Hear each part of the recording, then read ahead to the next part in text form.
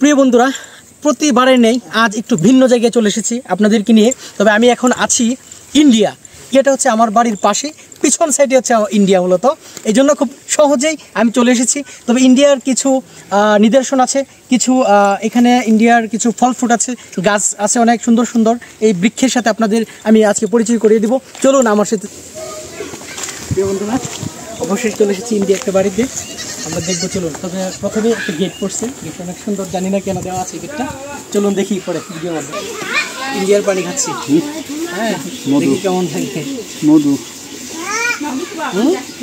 মধু না, একটু টক টক, হ্যাঁ, টেস্ট আছে।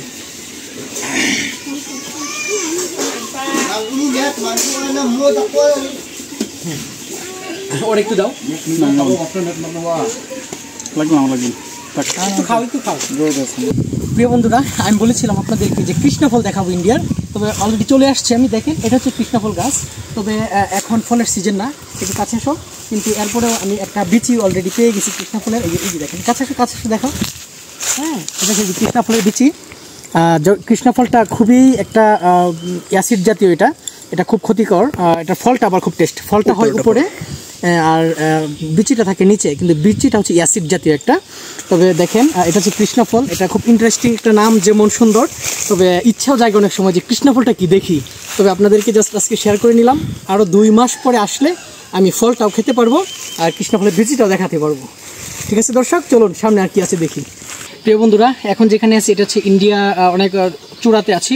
তবে দেখেন আমার সামনের যে অংশটুকু দেখা যাচ্ছে, এটা পিছনেরটা হচ্ছে বাংলাদেশ, আর এই বাড়িঘর ছোটো ছোটো দেখা যাচ্ছে, এটা হচ্ছে মূলত ইন্ডিয়া। এখন আমি আছি আমার পাশের যে বনায়নটা দেখেন, এত সুন্দর। এখানে অনেক ফল ফুটে ভরপুর, এত ভালো লাগতেছে আসার পরে। যখন ফল হবে তখন সুযোগ হলে আবার আপনাদেরকে নিয়ে চলে আসবেন, ঠিক আছে?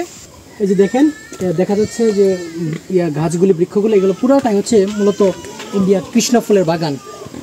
যে পরিমাণ ফল হচ্ছে গাছে, এটা আর কিছুদিন পরে আসলে আপনাদেরকে দেখাতে পারবো। খুব রুচিশীল একটা খাবার, যত খাইতে মজা, দেখতে অনেক সুন্দর। দেখেন ইন্ডিয়া কত সুন্দর ফুলের বাগান, অনেক অনেক জাতের এখানে ফুলের বাগান আছে। গোড়া, এই পাশে গোড়া টপের মধ্যে রাখা হয়েছে, এবং তাদের বাসাগুলো এত পরিপাটি, এত সুন্দর। সামনে একটু দেখা, একটু কাছ থেকে, একটু কাছাকাছি আসো, এই পাশে আসো। দেখেন কত সুন্দর পরিবেশগুলো।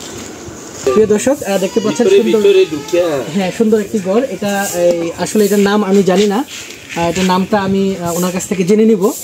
উনি আছেন, আসলে ঘরের নামটা কি? ঘরের নাম কি দাদা? নকমান্দি, নকফান্দি, নকফান্তি এই ঘরের নাম। আসলে ভিতরে আছে, দেখি। এটা হচ্ছে মূলত ওই বাঁশ দিয়ে, খাপ বেত দিয়ে বানানো হয়েছে, অনেক সুন্দর। ওই পাশ থেকে বাতাস আসে, এখান থেকে ভিউটা এত সুন্দর, ভালো লাগতেছে। কত সুন্দর করে বানায় রাখছে তারা, আসলে এত ভালো লাগতেছে এসে এখানে। ঠিক আছে,